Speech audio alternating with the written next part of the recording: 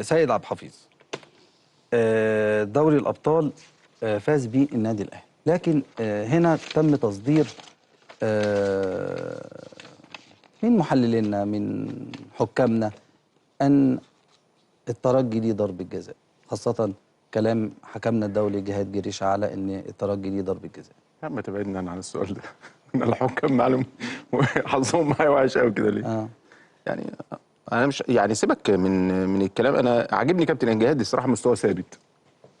والله تحليله حتى وهو بيلعب نفس المستوى.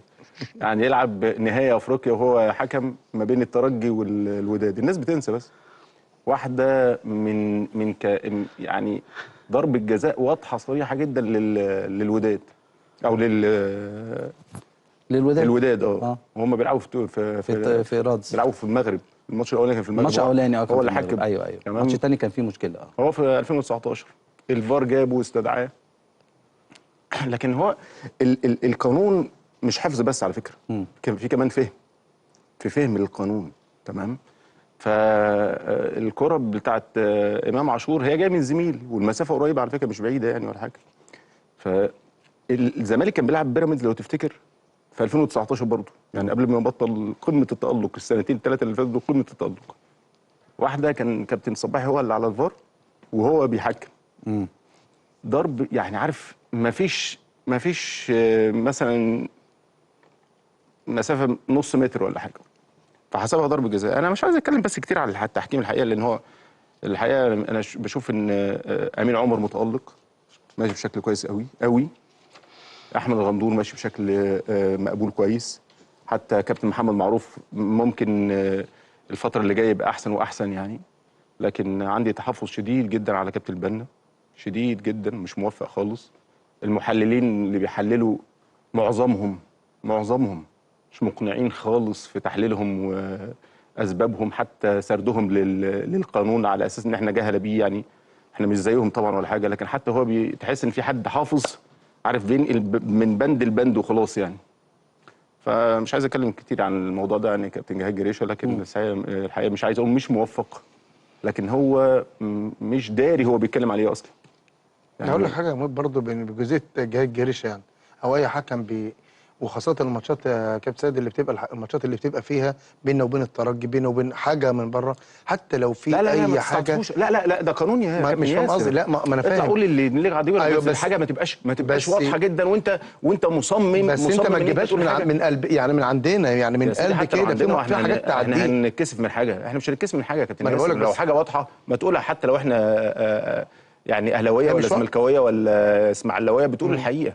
لكن دي ما فيهاش حاجه خالص. فانت جاي تقول قانون انت جبته منين اصلا؟ ممكن يكون هو عايز يقول حاجه تلفت نظر الناس ليه، بس مش اكتر. يا عمي هو يرجع ل 2019 اصلا، كره 2019 اللي هو رفض يحسبها.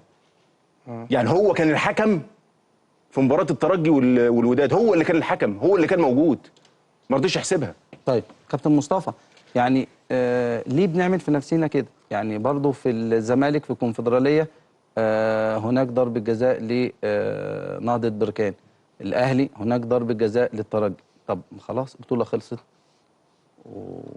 يعني في بطولات، يعني مش عايز أقول في حاجات كان مش مشكوك فيها، يعني إيد إنرامو ديت، يعني ده كان حاجة يعني ما فيش اتنين يختلفوا عليه. يعني عايز أقول إن في حاجات كتير أقوى من الحاجات دي، يمكن دي عليها جدل وعليها اختلاف.